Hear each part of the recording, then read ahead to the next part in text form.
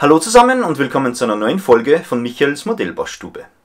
Vor gefühlt 100 Jahren, da habe ich mal ein Video zum Thema Anfängerfehler gemacht. Da man in diesem Hobby aber bekannterweise wächst, da haben sich in dem ein oder anderen Punkt meine Ansichten doch geändert. Bei welchen genau, das erzähle ich euch gleich.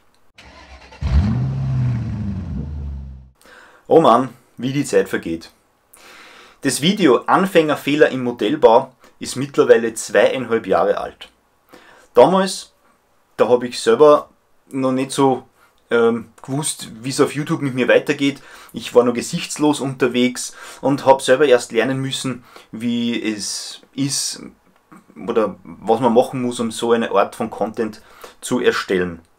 Das Ganze merkt man auch in diesem Video. Es ist viel zu langatmig, es hat nicht wirklich einen roten Faden und es ist vor allem eines: veraltert.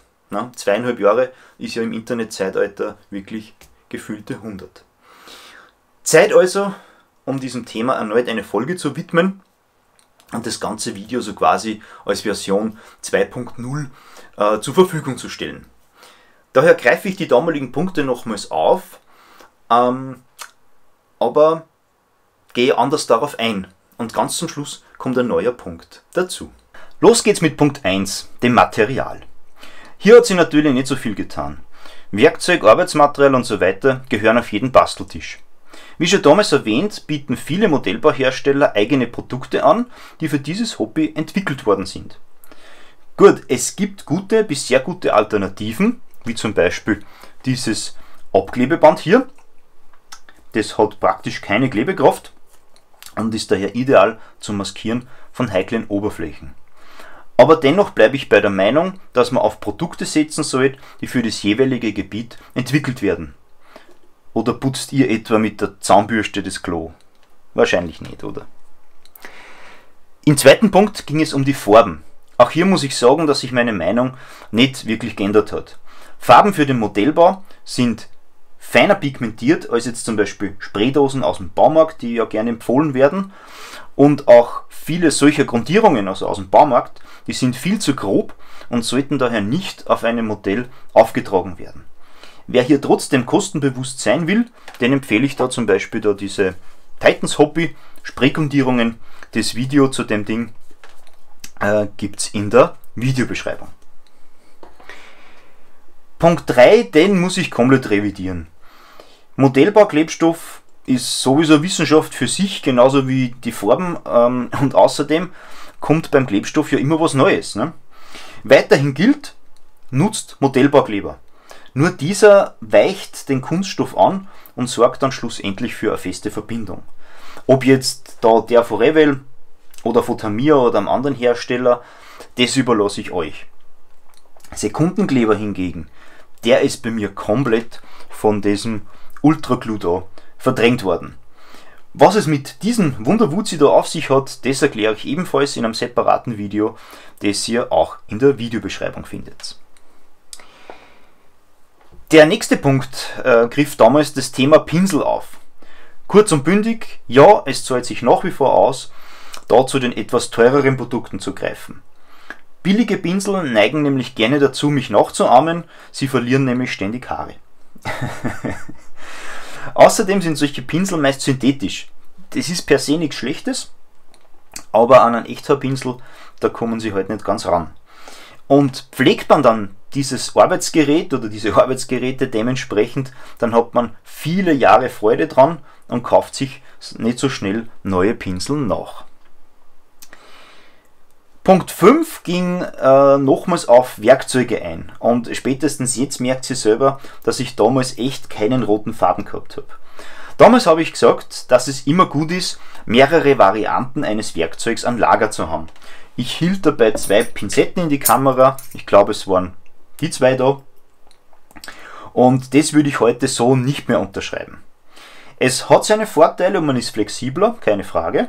Aber übertreiben muss man es dabei nicht.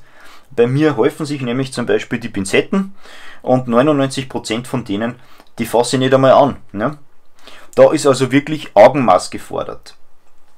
Je nachdem, was man baut oder bauen möchte, da reicht auch eine Variante oder maximal 2 Stück eines Werkzeugs, beziehungsweise man braucht es vielleicht auch gar nicht. Ja? Da wirklich einfach immer vorher gut überlegen, brauche ich was, brauche ich es nicht, sonst kauft man dann wirklich sinnloses Zeugs, wo nur herumliegt. Bausätze. Den nächsten Punkt, den muss ich auch revidieren. Okay, viele lassen sich immer noch vom Verpackungsbild quasi überreden und greifen zu, weil es wahnsinnig gut gestaltet ist. Aber über den Bausatz selber sagt es natürlich nichts aus. Die Level- oder Skillanzeigen auf den Schachteln, die sind auch mit Vorsicht zu genießen, da sie meist auf der Teileanzahl basieren. So kann ein Level 2 Modell schwerer zu bauen sein als ein Level 4 Modell, weil beim 2er zum Beispiel die Formen verzogen sind. Daher mein Tipp, schaut zuerst im Internet nach, was man von einem Bausatz erwarten kann. Es gibt heute so viele Unboxing-Videos oder jemand in einem Forum stellt diesen Bausatz vor. So bekommt man ein Bild, was einen erwartet. Falls ihr einen Modellbauhändler in der Nähe habt, dann könnt ihr natürlich auch dort fragen, ob ihr mal einen Blick in die Box werfen könnt. Und nach wie vor gilt, fängt klein an. Es nützt euch nichts, wirklich gar nichts, wenn ihr als erstes Modell gleich das Komplexeste kauft und damit maßlos überfordert seid. Das nimmt euch nur den Spaß an der ganzen Sache. Im 7. Punkt, da besprach ich die Bauanleitung. Und meine Meinung dazu, die bleibt ungebrochen. Für Anfänger wie auch für Profis ist es immer gut, den Beipackzettel zuerst durchzugehen. Speziell zu Beginn des Hobbys macht es keinen Sinn, gleich da loszulegen, ohne zu wissen, wo was hingehört und wie überhaupt und sowieso. Außerdem, da gibt es oft 2 oder mehrere Varianten, die man bauen kann. Was auch heißt, dass andere Teile verbaut werden. Das ist dann immer beschrieben, markiert oder sonst was. Da muss man echt aufpassen. Und wie schon damals empfehle ich euch, lest die Anleitung durch, notiert euch darin, was ihr wollt. Sei es Farbe, das Vorgehen oder sonst was. Es ist und bleibt eines der wichtigsten Inhalte eines Modellbausatzes. Im nächsten Punkt, da habe ich mich komplett ins Abseits geredet. Teile aus dem Gusshaus trennen, das habe ich in einem eigenen Video gezeigt. Den Link dazu, den gibt es auch wie gewohnt in der Videobeschreibung. Und der Punkt 9 hingegen, der ist wieder sehr, sehr wichtig und auch hier muss ich sagen, dass ich immer noch hinter meiner damaligen Aussage stehe, Modellbau ist kein Wettrennen. Basta. Es ist komplett egal, ob euer Modell in einer Woche oder in einem Monat oder in einem Jahr fertig ist. Es ist ein Hobby und sollte auch als solches praktiziert werden. Vergleicht es gern mit einem Briefmarkensammler. Ne? Der reißt ja auch nicht jede Marke von den Kuverts ab und knallt sie in seine Mappe rein. Ne? So macht es im Modellbau auch keinen Sinn, irgendwie überhastig zu sein. Glaubt's mir, lernt's euch in Geduld, dann werden eure Arbeiten immer besser. Das verspreche ich euch. Ja, und mit diesem letzten Punkt, da endete das Video damals. Ist jetzt was dazugekommen? Ja, eine Sache ist mir noch wichtig und diese möchte ich den Anfängern unter euch mit auf den Weg geben. Glaubt's nicht alles, was euch sogenannte Modellbauexperten erzählen. Doch stopp!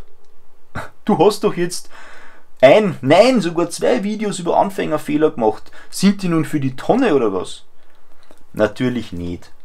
Tipps von anderen Modellbauern, speziell solche, die das Hobby schon etwas länger machen, die sind immer gut und teilweise Gold wert. Man lernt da zum Beispiel was über Bausatzgruppen, das Bemalen, den Umgang mit Deckholz und vieles, vieles mehr. Aber Vorsicht, man stößt dabei immer wieder auf so, ich nenne es jetzt einmal Eigenbrötler, die einem absolut nicht weiterhelfen wollen und stattdessen irgendwas erzählen, damit sie irgendwas erzählen. Mir hat zum Beispiel am Anfang mal ein Profi den Tipp gegeben, keinen Klarlack zu benutzen, da man das eine braucht und mit den Jahren blättert der ja ab. Ich habe es nicht besser gewusst und jetzt habe ich 2 Modelle in der Vitrine stehen, die ohne Klarlack sind und die Dekos fallen alle ab. Ja, das einfach als Beispiel. Ja, und das war sie also, die revidierte Fassung des Anfängerfehler im Modellbauvideos. Für Fragen oder Anmerkungen dazu, da stehen euch wie immer die Kommentare zur Verfügung und bis zur nächsten Folge, da wünsche ich wie immer eine gute Zeit und viel Spaß beim Modellbau. Euer Michael.